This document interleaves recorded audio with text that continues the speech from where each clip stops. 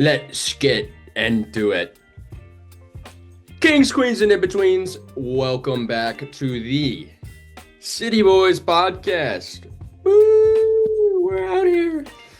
We've got a fantastic episode covering a fantastic matchup with some of my best friends.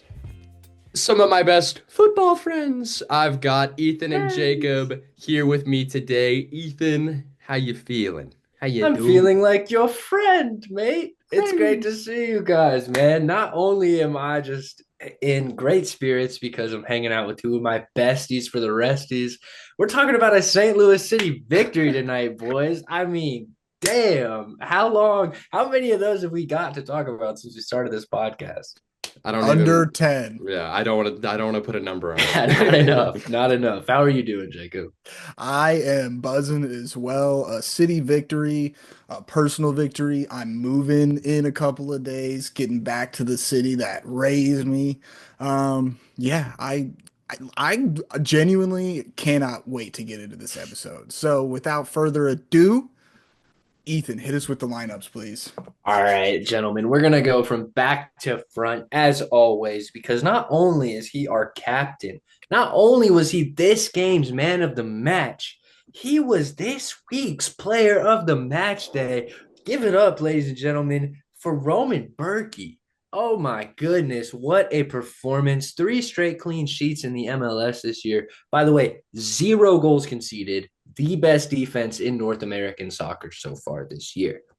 Hey, that's just the statistics talking. All right, from right to left across the back, we got Thomas Totland, Kyle Hebert, who maintains his starting role, Henry Kessler in the middle, Giannis Horn on the left, and Conrad Valem at the left wingback position. From left to right across the midfield, Marcel Harto. What a player. Also not featured in Team of the Match Day, excuse me.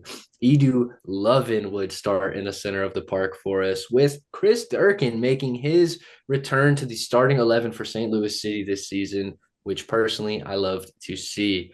Joao Klaus and Seti Toyshirt would be the strike partnership to begin the game, and boy, oh boy, were they electric. St. Louis City would utilize all 5 substitutions this match, bringing on Simon Betcher for Seti Toyshirt. Josh Yarrow would enter the game, although I can't remember for who, just off the top of my It was head. for Klaus. Oh, yeah. You're 100% right, Grayson. Great memory, great memory.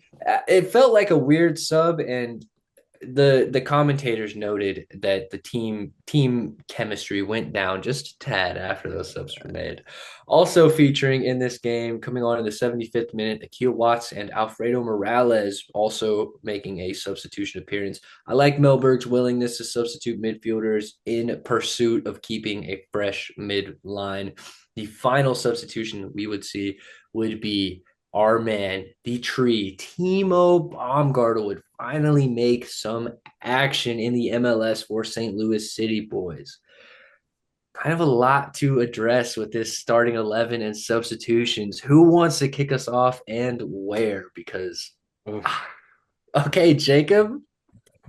Hell yeah, brother. I would like to kick us off.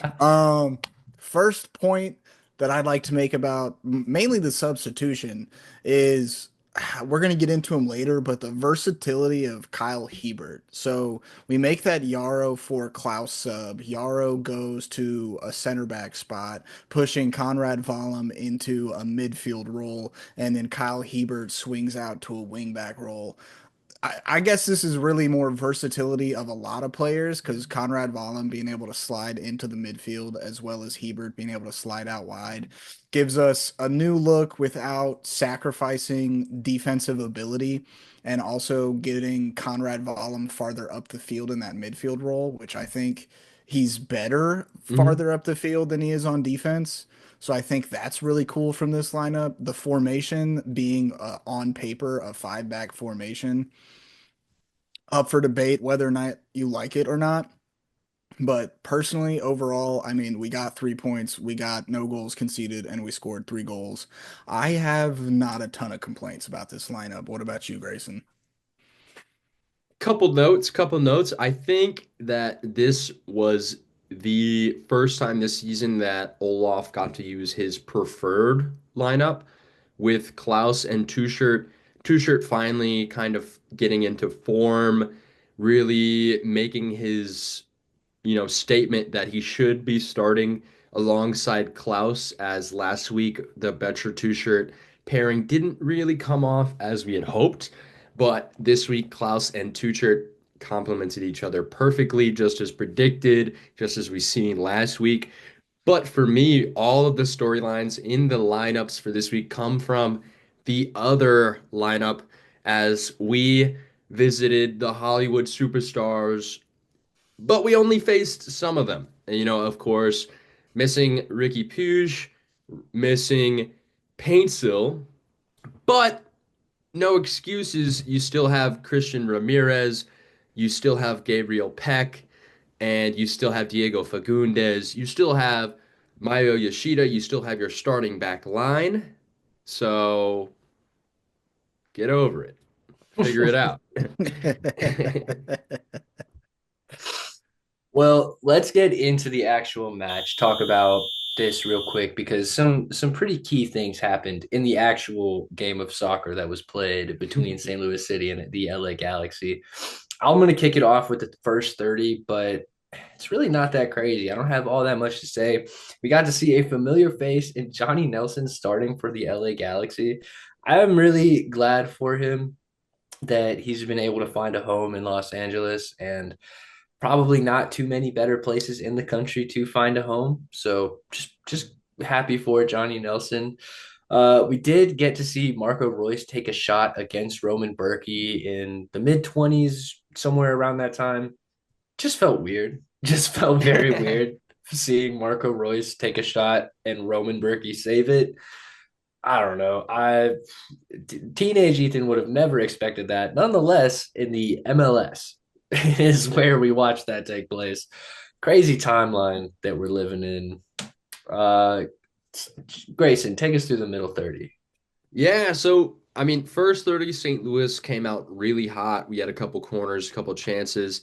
And then this second 30, LA Galaxy really started to, impose their style of play in the game. They were starting to control possession. I was starting to get a little worried. In the 33rd minute, Kyle Hebert, once again, bad pass across the middle of the pitch, sends Galaxy on the attack. Parente slides the ball into Marco Royce. Royce, one time, flick on to Ramirez, who point blank strikes the ball, batted away by Roman Berkey. Really lucky that we have such an amazing keeper on the back line because that easily could have been 1-0 LA Galaxy. Grayson, you're 100% right. Roman Berkey is a fantastic goalkeeper. But I have another question for you about our back line because going into the end of last season, we had a lot of discussions surrounding Kyle Hebert. And I believe, I don't want to put words in your mouth, but I believe the words you used to describe him were not an MLS starting caliber center back. He's made some mistakes this season. Do you think if he eliminates those mistakes from his game, that he could earn that title from you? For me, yes. If he is able to bring some confidence and some clear quality in his distribution of the ball, then he improves our backline immensely because St. Louis already loves to utilize the right side of the field a lot more often. And Kyle Hebert happens to sit on that right side of the pitch because he can play right-sided center back. He can play right wing back if he needs to. And yeah, just I was looking at his distribution in that match. He looks nervous. He looks like he needs to get the ball out of there, and he's not willing to push the ball forward often if it isn't a sure pass. He's not willing to take risks, which I'm fine with, but then don't take these risks across the middle of the pitch where LA Galaxy can actually immediately start a counter. I'm way more inclined for Kyle Hebert to take risks, pushing the ball down the wings than, passing the ball through the middle of the pitch. So I do like Kyle Hebert's defensive capabilities. I nominated him for Defender of the Year last season on the City Boys End of the Year video, and I stand by that because defensively, he's great. We just need a little bit more precision and confidence in his passing. What you got? I have a question. So we got to see Timo Baumgartel get some minutes. Giannis Horn hasn't made the same mistakes that Kyle Hebert has. If Timo Baumgartel slots in as a starting center back, I think Hebert is the one that loses his spot. Then does Hebert really become a starting center back caliber player? Like if he's so easily replaced by another center back that's on our team, is he truly a starting center back caliber? Mm. It's tricky because Timo Baumgartel is such a high ceiling player. We know he's got, talent. We've seen that. His Bundesliga coaches have seen that. But just the most recent years of his career have not gone to plan. So we haven't gotten to see him on the pitch in a while. He's slotted in on that left side of the field in this match. So we really need to figure out where is our right center back because for me, Kessler has been so good in the Yeah. central position that I don't know if Timo Baumgartel can take his spot in the center of the defense and push Kessler into the right center back position. I think that Kessler keeps that center position and Timo is going to have to be flexible if he wants to start. Otherwise, Kyle's just gotta work on it.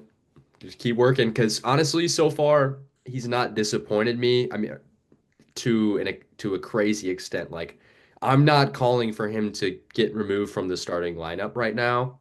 He's making mistakes, but our defensive quality this season has made up for that. So I'm not too worried. We'll see.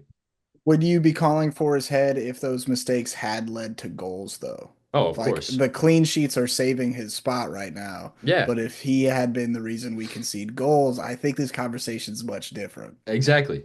And It that's the it nature of the is. game. If It is. defenders are allowing goals, yeah, it's a whole different conversation. Back to the bin, as Grayson. Back to the bid. Anyways, let's get back to the match because we just talked about that Kyle Hebert mistake. Let's talk about some STL quality. 43rd minute, STL wins a corner and Marcel steps up. STL looked pretty dangerous from corners building up to this one all night. And Cello sends in the ball for what looks like a routine mop up for the keeper, but instead Mitrovic loses it, and the ball falls to Seti Toyshirt to smash it home for the first goal of the 2025 City season. Come on, get in there. Just I mean, absolute emphatic smashing.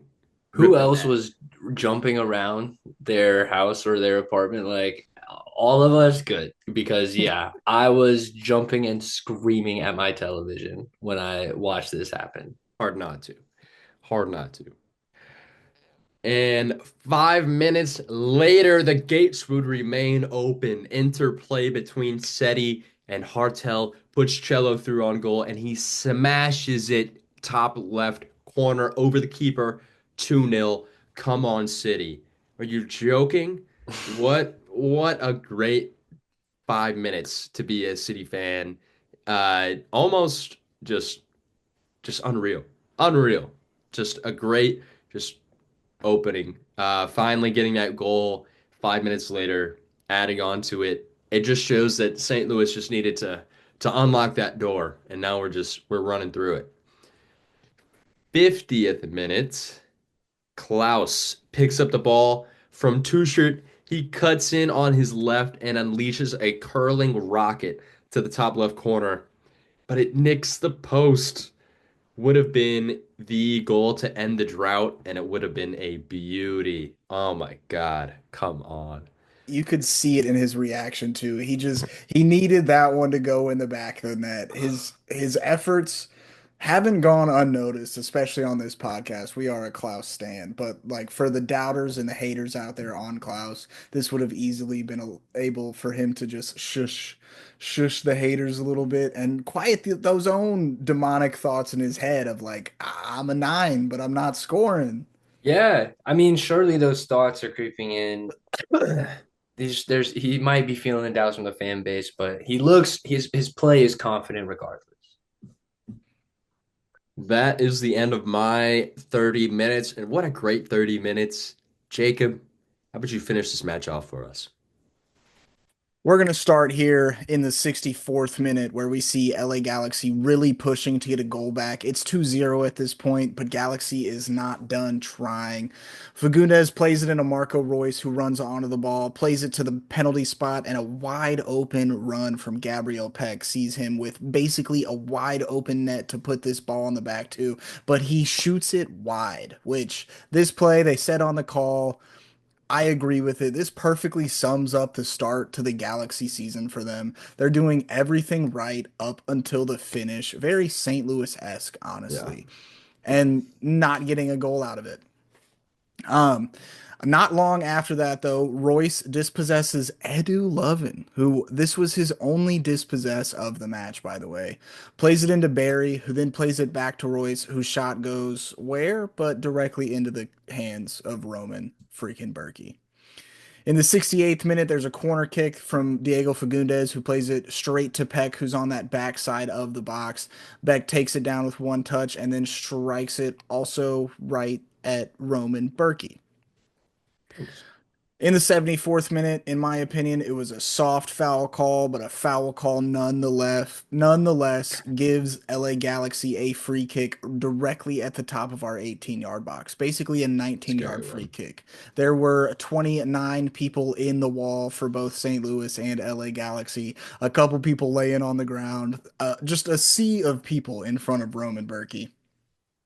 Roy steps up to take it, gets it over the wall, down, right into Roman Berkey's hands. He's just in the right spot at the right time. Too easy.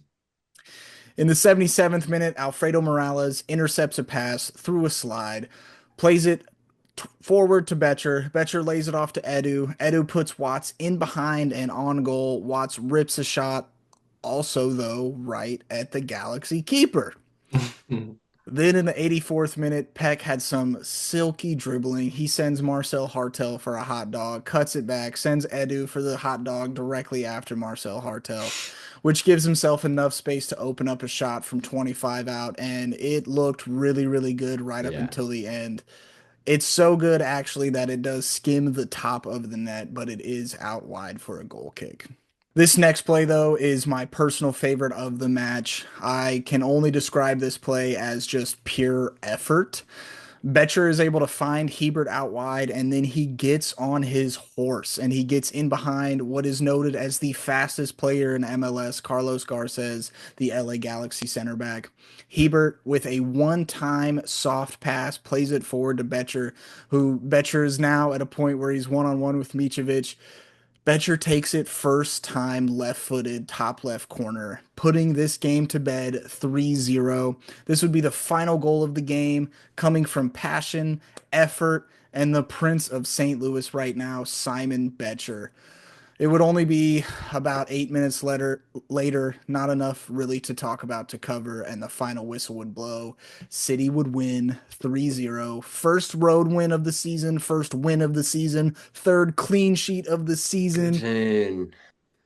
City sit at sixth place in the standings right now with 5 points. Boys, it feels so good to talk about a W. What stood out in this match to you guys? Well, we scored 3 goals. I think that's a pretty big factor in comparison to our first 2 games. And once again, we didn't concede any goals either.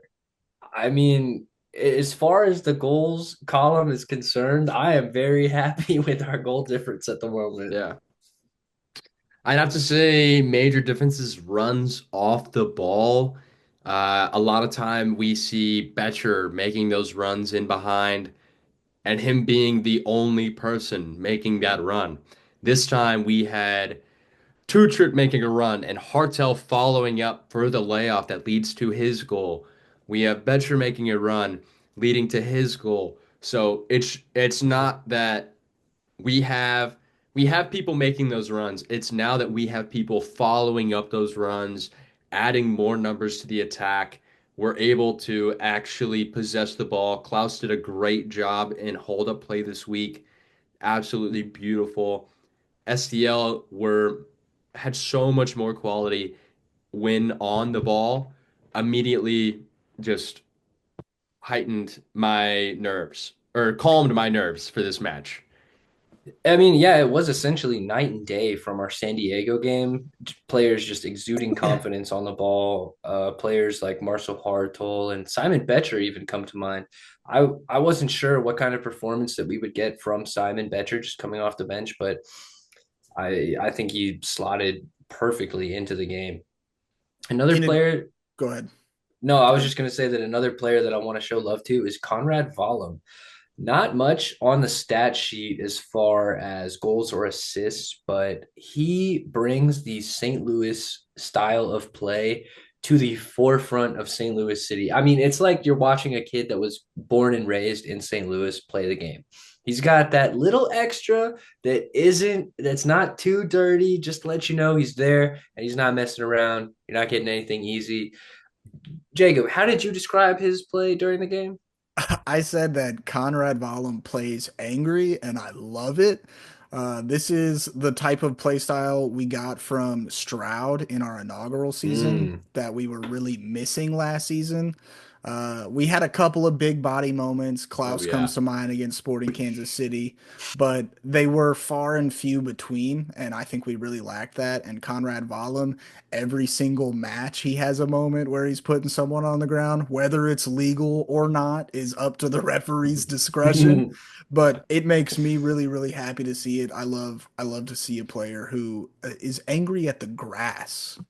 That's a perfect descriptor, Jacob. Runs like he's angry at the Yeah, grass. I that's a love Ted that. Lasso quote. Shout out Ted Lasso.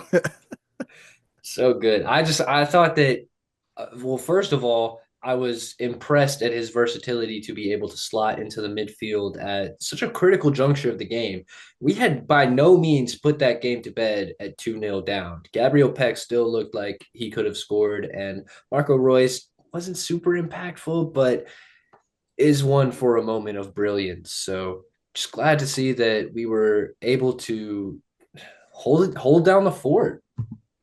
I think one of my biggest takeaways from this game was our counterattack actually existed in this match, as opposed to the San Diego match.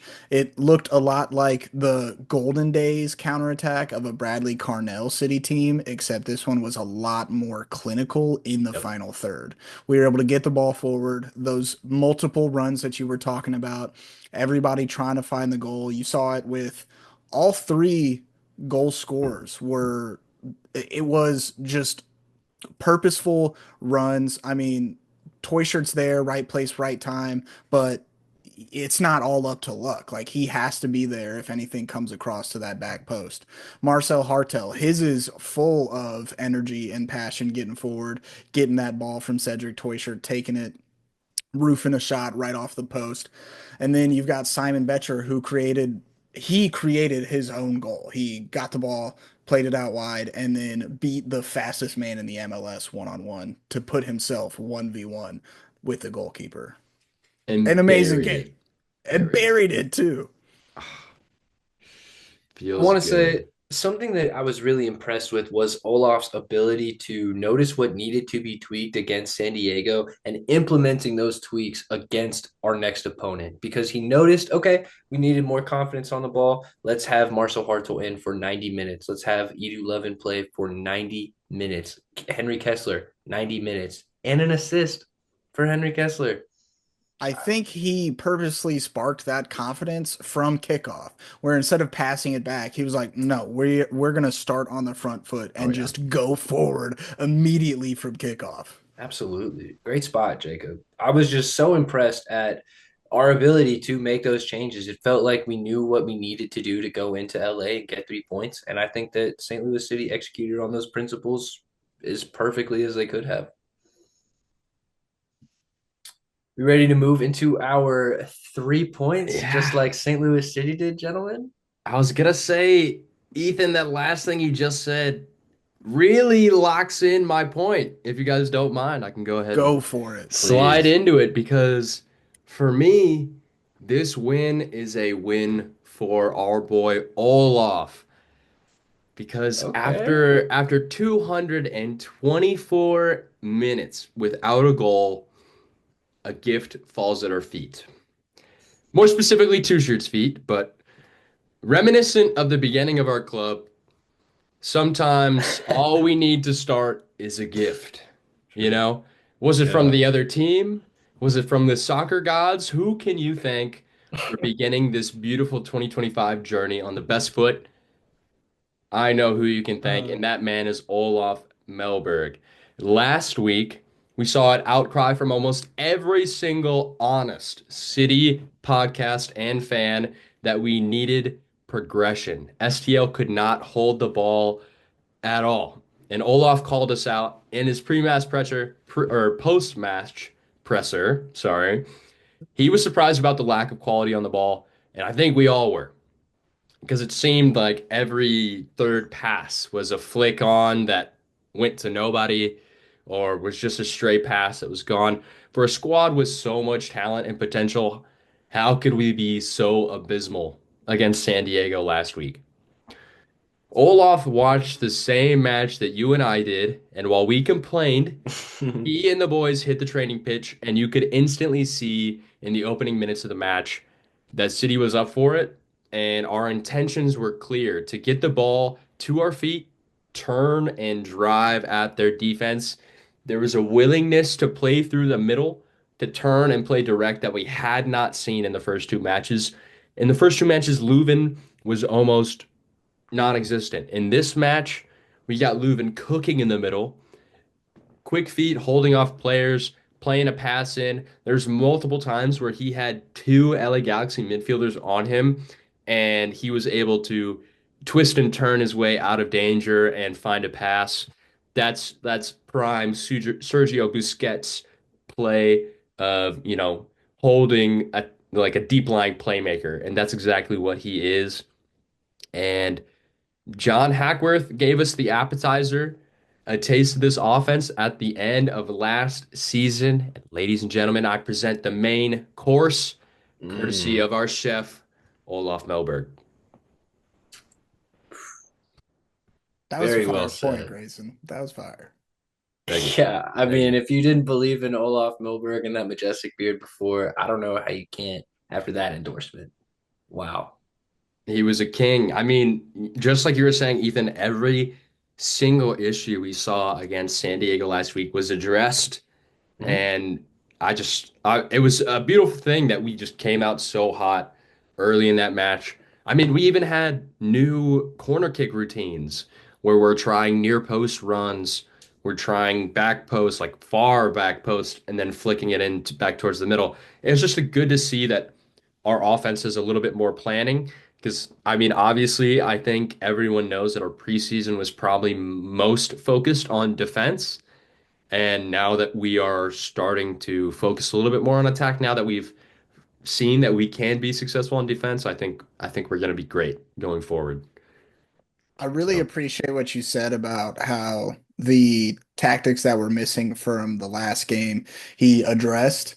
And in addressing those shortcomings from match day two, we didn't lose the positives from match day one and two, and hmm that being strong defense, keeping a clean sheet. We don't necessarily need the ball to win all those principles that he's installing in his own philosophy of ball is really coming to fruition. And it was awesome. It came to fruition on Sunday Night Soccer for the world to see. It was the only soccer game on.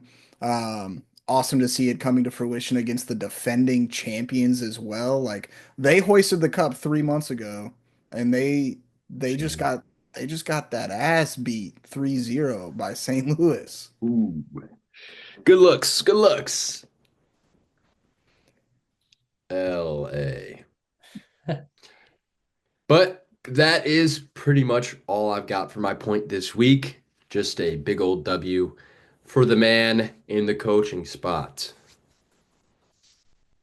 Ethan, I'm going to nominate you to go next because I would really like to round out our 3 points, be the third goal scorer of the three of us, if you will. I can do that, Jacob. I can be tonight's Marcel Harto, if you will. Boys, one of the reasons that I was so electric to see St. Louis City win in Los Angeles was not just because it was Sunday night soccer, like you mentioned, Jacob, not just because there were doubters on social media thinking that these were two teams not worthy of a Sunday night soccer performance, and not just because we got to come up against the reigning champions, but because we looked so promising on the road. Not only were we able to score goals on the road early on in the season, we got a win. Gentlemen, I've looked, all right, it took us nearly 30 matches last season to get a win on the road. It was against San Jose in September. The season starts in February, boys. That's not a good record. That is not the record of a playoff team. Nonetheless, a champion. We can't even be thinking about championships until we are making those kinds of steps. So I think what this 3-0 victory against the LA Galaxy shows this specific St. Louis City side is that we are not just capable of winning on the road. We're capable of winning anywhere in the country. We went all the way to Los Angeles from St. Louis and brought back the 3 points. Just something that last season's squad could not demonstrate. So a convincing victory means all that much more just because we're able to show that we could be a lethal road team. Of course, City Park is going to be a fortress. We know that they're going to be playing in front of 22,500 fans every time that they're there, and that their 12th man will be playing. So I have no doubts that City Park will be a home fortress. Excuse me, Energizer Park will be the battery of St. Louis City SC this year. But I am just really glad to see our boys bag a win on the road so early on in the season. I mean, last year we got one. We had one win on the road. So for us to have already matched that tally is a good sign for this team. That's my point for this week. Geez, it's kind of insane to think about how poor we were at the beginning of last season, and it seems like a completely different team because it really is.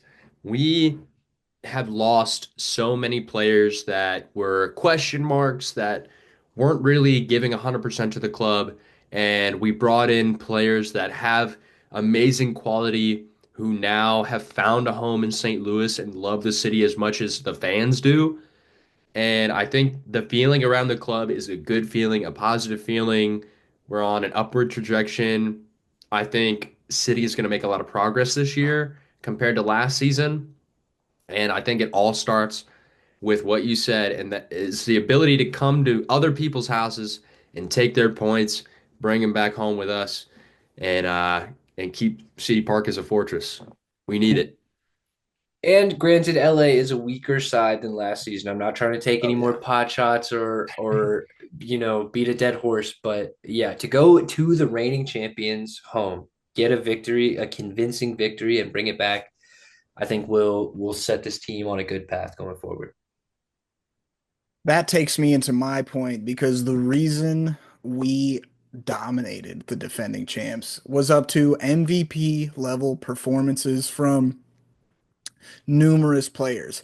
And just out of accident, all of the players that I picked out that had fantastic names are a part of the spine of this team, and you need a great spine in order for the entire body of the team to work well.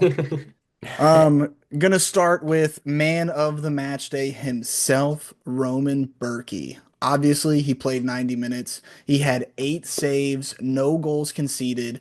LA Galaxy had an XG of 1.82 from open play and 1.54 total.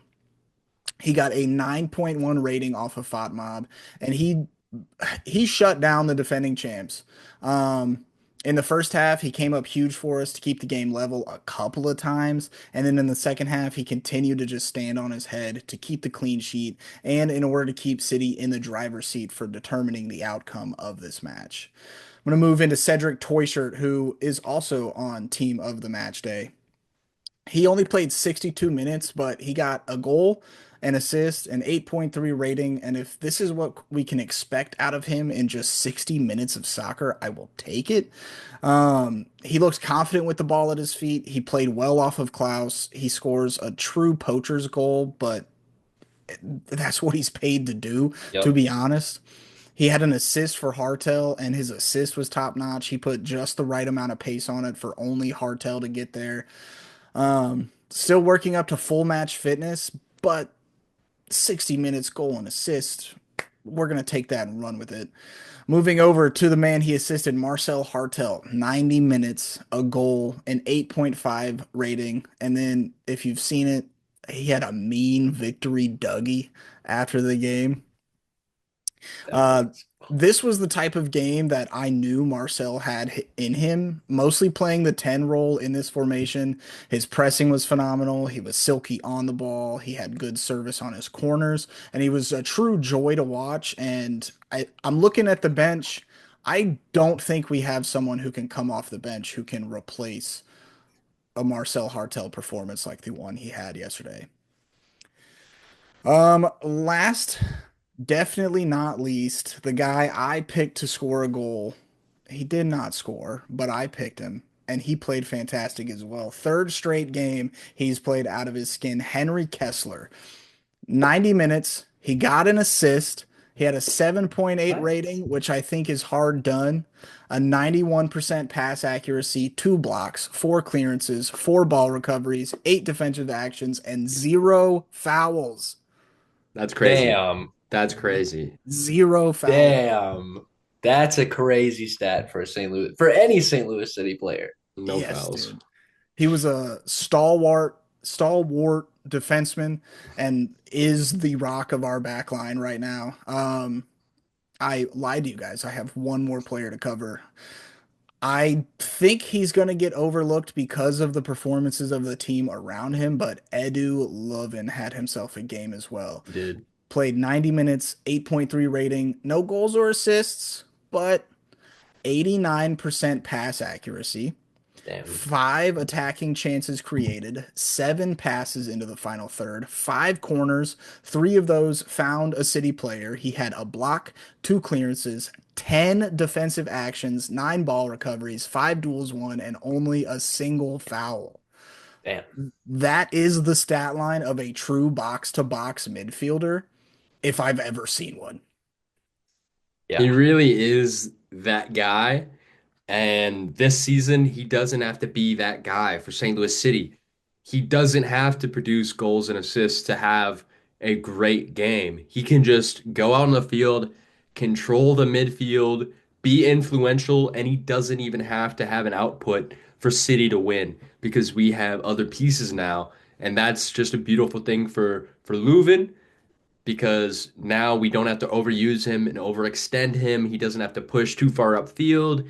He can, he's really surprised a lot of people with his defensive work this season and last season. We've really seen how he can get stuck in. He's a big man. He towers over midfielders. He will take you down. So I'm very excited to see how St. Louis City's midfield looks this season. We saw Durkin get a start this week as well, so that's exciting. And yeah, I'm very excited to see how we look. We got Vollum in the midfield this week too, and I think that's his primary position is in the midfield. Uh, but That's crazy. he's an out of this world left wing back. I think we can put a lot of these players in a lot of different positions, and we will be successful. But Do you guys know, fun fact, who ran the most in that match? Can I can I I give I a will guess? I'll help. It's not Chris Durkin. I know exactly who it is because I have been waiting my sweet turn to talk exactly about just how surprised I was that Marcel Harto absolutely runs everywhere. He runs on Duracell. I mean, oh God, I mean He runs on Energizer. Excuse me. Energizer. Excuse You're me. cut. You're fired. Yep. Wrong. There goes the But sponsorship. I remember Taylor Twellman on the broadcast claiming that he had run 7.8 miles and there was still game to be played. I mean, oh my God, that is absurd. I challenge any of our listeners to go run that distance in 90 minutes. I'm pretty sure none of our hosts could achieve this feat. Tear my other And ACL. it's just mad to be playing a soccer game running nearly 8 miles. I mean, chill. Like, damn. I mean, don't chill, but like, damn. I could not believe that in a game where Chris Durkin started. He was not only outrun, but if I had to guess, by a good amount. Almost 8 miles is crazy. That's To be crazy. fair, Hartel had like 30 more minutes of game time over Chris Durkin, but still 30 minutes and probably like 3 more miles than Chris Durkin had to run. And Yeah. if you look at his heat map, which I'll throw up right here, he's literally all over the entire pitch. Like, of course, he's more condensed in the middle of the field, but I mean, there's red everywhere. It's insane. That Really concludes impressed by my that. point, though. So we can move on to other final thoughts of this game. This was just the last fun fact that I wanted to throw in there. No, I think Uh, that's fantastic. Final thoughts. Great, great way to get our first 3 points of the year. And I'm very optimistic now. I'd like to see this one win become a streak of wins for St. Louis City. I would love it if we can continue climbing up the table and just convince everyone else in the league what we're convinced of, and that is that St. Louis can be an MLS Cup contender on our day. Speaking of that lovely table, Grayson, that you brought up, St. Louis City, after this victory, has moved into sixth place, sitting on, oh my God, 5 points after one victory and two draws. Amazing stuff. We are, like I said, we're sitting in sixth place, so in a playoff spot. But I quickly just want to talk about the five teams sitting above us. Okay, and I'm going to read them in reverse order. So starting at number five, LAFC. Okay. Solid. Okay, sure. Number four, Minnesota United. Good as hell. After They last did end season, our season last year. yeah, after last season, okay. I am not surprised to see them above St. Louis, frankly. All right, but number three, the San Jose Earthquakes. Much, Okay. much different than last year. A completely different looking San Jose Earthquakes. If you want to hear more about them, check out City Boys Extra Time. San Diego FC, also in second place. Pundits, I just want to say, where you at? This is not the first time you've got it completely wrong on an expansion side. Uh, However, I think the biggest shock is Vancouver Whitecaps sitting in first place on 9 points, completely undefeated, unscathed through 3 match days. The West is heating up, gents. it's going to be a very interesting Western Conference, as a lot of the powerhouses that we saw last season are nowhere near the strength that they were in LA Galaxy, in the Portland Timbers, in the Colorado Rapids. They were, I think, a lot better last season, especially near the beginning of the season. Seattle Sounders are a very different side. So this year is going to be really strange for the MLS, and that's partly why I love it. It's so open. Any team can win it. And I have no clue who's going to win MLS Cup this year. I think it's sitting in sixth place right now after 3 match days. This is the highest we were ranked at all last season in the table. Wow. Yeah, I'd believe that. I Yeah, don't think we cracked the top eight at all last year. yeah, now that you think about it, I'm not like I don't remember St. Louis City falling into a playoff spot whatsoever. Yeah, we tied RSL to start the year. So we started off with a couple draws, I'm pretty sure, but I mean last year draws were the theme of the season. We have an episode titled "At Least We Didn't Draw" from last year, and that's talking about a I was just gonna loss. say because we lost, we just wanted to see anything else. Uh, well, That's so I bad. think this takes us into Grayson's brainchild. It's time. Somebody ring that damn bell. Bing, bing, bing, bing, bing. It's time for Kid Clash. And I guess this is an interesting one because we did rate the LA Galaxy home kit last season. Boys, do you want to re-rate this kit or should we move on to their new away kit? What do we think? We will be seeing their away kit later this Right. year, I don't want to, but yeah, I don't want to take away. I'd like to go back and re-rate this one because there's an added star. There is a That's new true. little detail that makes it a slightly different jersey. All right, let's go ahead and hop into this rating because I will say the LA Galaxy home kit was the highest rated home kit last season, other than, of course, the St. Louis City home kit that we have retired now. RIP the GOAT.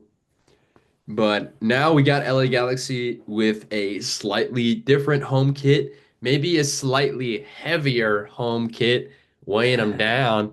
Maybe that's what's going on over there. But yeah, they have 5 stars now. Interesting layout. There was honestly a lot of uh, I count six, beef dog. or 6 stars. Yes, they've won 6 ships, first to five. They were the first to five.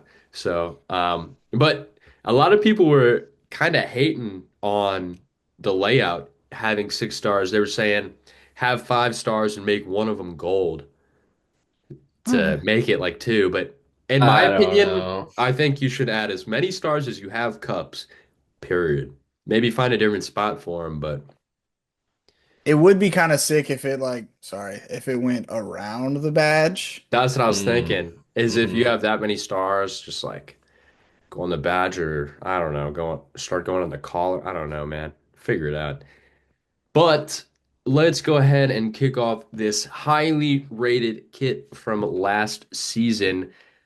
Jacob, why don't you give your rating for this guy? My rating is bias. This is a high on white kit podcast, and I don't think that will ever change. I think I rated this kit pretty high last year. I don't really care where they throw the stars, honestly. It says more about you caring where the star goes than it does how the kid actually looks. Um, the back of the collar with Los Angeles in cursive is very cool. Um, I dig the stripes with the sort of sash. It's like the lack of a sash that makes it a sash. Reverse sash, I guess. Yeah, throwback to old school LA Galaxy kids.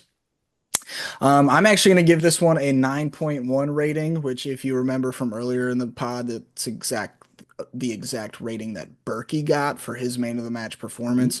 So Ooh, I'm just going to give this one a 9.1. interesting, interesting. Ethan, what are you gonna rate this guy?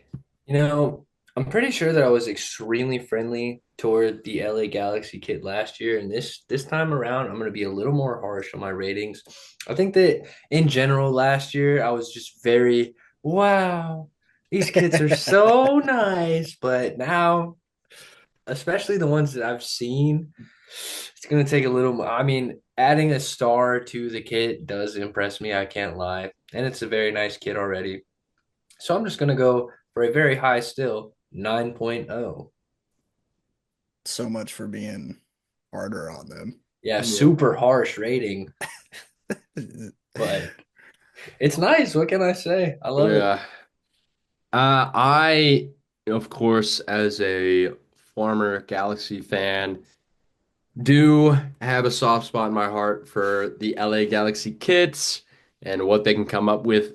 Honestly, this one over here is one of my personal favorites from the last couple of years.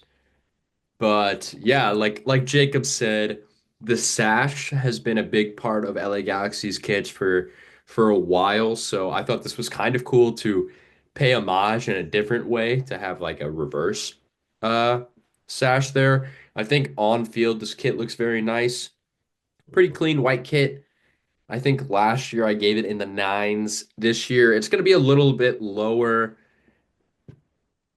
nine. Yeah, just like Ethan said, you know, not not crazy on it, but it's still just so clean and quality. It's a lot better than a lot of the kits we've seen this year, so or will see this year in Kit Clash. Last year that kit got a 27.2. So this year I think we did slightly worse, but still pretty good. I So think it gets like a 27.033 repeating. oh well, then we did better this year. Whatever. That will wrap up Kit Clash for this week. And I will say it was kind of nice to see the new St. Louis City home kit worn at an away match. I thought it was nice to see City Red away from home and a good win. So first win with the collared kits. Speaking of seeing City Red kids away from home, how about the traveling St. Louis fans? Ah, As always, extremely impressed by the turnout. They didn't get a whole lot of love on TV until the very end of the game this time around, but we know from social media and the people that we get to interact with just how not only friendly the St. Louis City fans were, but also how great and welcoming the Los Angeles Galaxy fans were. So big shout out to both sides. I mean, truly, this it's the beautiful game. mhm. Just being able to go all the way across the country basically and still find community around a game where 22 men kick a ball around is just it's special. Yep. It's always fun to have beef and argue and talk shit about the other teams, but at the end of the day, it's the beautiful game. It's all about respect and you got to shake hands with your opponent. So just always remember that. Always remember. You guys are much better human beings than I am. Yeah, this guy can't play in the Portland Rec League Four for more years. um anyways, boys, speaking of opponents, are we ready to talk about next week's opponents? I say we get right into it. Well, gentlemen, the Seattle Sounders come into this game in eighth in the table, so within poaching distance, sitting on 4 points. They are in the CONCACAF Champions Cup, so they will have a midweek match before coming up against us, which I personally love. They are facing Cruz Azul in the second leg of that tournament, and it looks like they are currently tied at 0-0. Mhm. So, depending on the direction the Sounders want their season to take this season, we could be. I would recommend watching the Tuesday night game for Seattle. As it relates to St. Louis and Seattle, going back, I believe most recently, yeah, of course, we did not get a victory to them on the road last season because we were pretty bad on the road last season. We lost to them 2-0 in Seattle last year, but Yeah. now they are coming to Energizer Park. Boys, they have the club's leading goal scorer, Jordan Morris. They have a very good set piece specialist in Albert Rusnak. We saw, oh my gosh, Jacob, what's his name? Rothing Rocket? Paul Rothrock. Rothrock. Roth Paul Rocket. Roth Rocket. He scored an absolute banger. So, hey, and they have Jesus Ferreira, a U.S. men's national team regular. Seattle is by no means a slouch of a team. How do we think that we're going to do? We are coming off our first victory of the season. We're back at home, back in front of the St. Louis crowd. They also just won as well. They beat LAFC 5-2 this weekend. And LAFC is only one position above us in the table. A very good team. And while LA did rotate their squad, Jacob, that's a great call out. They pretty much smashed LAFC. I mean, they brought one back in added time, but then Seattle was like, bet. We are winning this game by 3 goals. I'm gonna go first. I think these teams match up really well. against each other.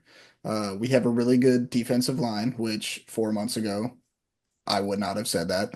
Um, and they have a really, really good attacking front. Their defense is kind of lacking, and our counterattack is lethal. I saw this on Blue Sky earlier, and I agree with it. I think this game is going to be won between the managers. Who can manage the game the best? Who's got the better preparation game plan for this match? Brian Schmetzer is a really, really great MLS coach. He has had a really long and very successful career in the MLS. Uh, I think at home, though, we've already shown that we can win on the road. And to your point earlier, in order to make Energizer Park a fortress to come into, we also have to secure those victories at home. So I'm going to predict a victory. It felt like shooting for the stars when I predicted a 3-0 clean sheet last week against LA Galaxy. It feels like predicting another clean sheet is shooting for the stars. And I'm kind of on a hot streak in shooting for the stars right now. So why fix it if it ain't broke? I'm gonna predict a 2-0 St. Louis City victory over Seattle. And I'm not gonna go for center back as my goal scorer this week, even though it could happen. Hey, I'm actually going to take him because he was so close to opening his account. Keep faith in the man. Number 9, João Klaus, bagging his first goal in 30 some odd matches. I like it. For me, I do think this will be St. Louis's hardest test so far. And you may be thinking, well, then what the fuck was that against San Diego? Well, okay. That was a rough one. Yes, but I think Seattle is a veteran club. They've been around a long time. They're, like Jacob mentioned, their head coach, Ryan Smeltzer, is amazing. You butchered his name. Is Brian? Brian Brian Schmetzer. I thought it was Schmeltzer. Schmetzer, whatever. Schmetzer. Schmetzer. This guy. I love you, Whatever. G. I love you. I think it's going to be a good matchup, and I'd have to agree it's definitely going to be a war of tactics. Last year, we saw a pretty even matchup with two counterattack goals being the reason that Seattle took away the dub. And I think it's going to be a close game, but I think St. Louis City does end up on top of this one. I'm going 2-1. I think we do concede our first goal of the season, courtesy of Jordan Morris. But I do think we get a game winner from unlikely goal scorer Thomas Totland, who actually had a great time going forward this game. So close to scoring a header right Yeah. before halftime. I think that St. Louis is going to win this one because we push our wingback so high. Thomas Totland's going to get the game winner. You know, Grayson, as ambitious as that call out is, he did have a really good chance to get a goal. So, hey, maybe Thomas Totland just has that at least one goal a season kind of contribution Oh, that, yeah. outside backs can provide. That, hey, I myself forgot to provide in college. Hey, I think he's got more than one assist in him this year. He's No got it. doubt. No doubt. As far as our performance against Seattle goes, lads, this is going to be a a heavyweight match in my eyes. I think that Seattle and St. Louis is a great matchup, like you said, Jacob. I'm not going to draw it out anymore. I'm going to pick a 3-2 victory for St. Louis Ooh, City. And I'm going to pick Simon Betcher as my goal scorer because the man brings that energy off the bench. And even if he starts, I think he looks like scoring. So that's what I'm going to go for. I like that prediction. I hope all three of our predictions come true. I don't know how that's possible, but You know, I'll take the dub. I'll take a dub. Yeah, 3 points is the most important Yep. thing. Yeah. Well, any final notes to wrap up this week's episode before we close her out? Announcement to the fans watching. I will be satelliting in for next week's episode. So it's just going to be Grayson and Ethan. I know you all are going to miss my lovely face. It will pop up for just my point, and maybe I'll throw a prediction in there as well. But they're going to hold down the fort, so show the boys some love next week. I know I will be eagerly awaiting the release of that video. Yes, please come and stop by. Say hi. Leave a comment. Say what's up. But yeah, Let it rip, Jacob, Jacob. let's hear it. Alrighty. Um, if you've been watching this on YouTube, make sure you like, subscribe, comment. If you've been listening to this on Spotify, make sure you like, follow, rate 5 stars, and comment. All of our socials have been randomly on the screen somewhere. It'd be cool if Grayson could edit them in right here, right now, on my hands. If you missed them, they are in the description below. And most importantly, do not forget to tell your mother you love her. Peace. STL. STL. STL.